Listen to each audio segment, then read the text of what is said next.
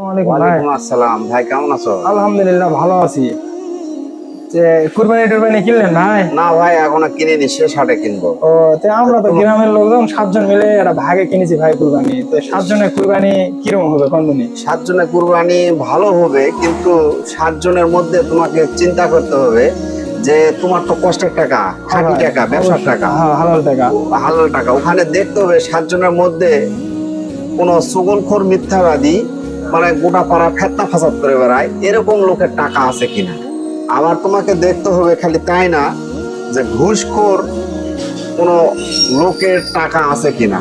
আবার দেখতে হবে তোমাকে যে সুদের ব্যবসা করে, সুদের সাথে জড়িত এই লোকের টাকা আছে কিনা।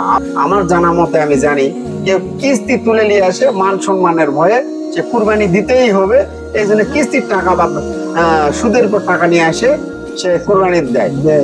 এই সমস্ত লোক যদি ওই তোমার 7 ভাগের মধ্যে যদি থাকে, তোমার কুরবানিও নষ্ট, কুরবানি হবে না। তাহলে বুদ্ধি কি ভাই? তো অতএব তুমি ছোট পারো আর বড় পারো, নিজের সৎ টাকা উপার্জন করিছো, তুমি কেন ওই কুরবানি নষ্ট করবা? তুমি ছোট একটা ছাগল দাও, বা তোমার সামর্থ্য কুড়ালে একটা গরু দাও, এইভাবে তোমাকে কুরবানি দিতে হবে।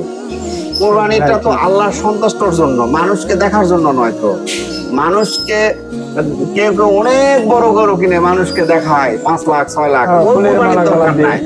তোমার দরকার সৎ হালাল টাকা দিয়ে কুরবানি কিনবা, আল্লাহকে খুশি, আল্লাহর সন্তুষ্ট রাজির জন্য আমরা কুরবানি দিব আল্লাহর নামে।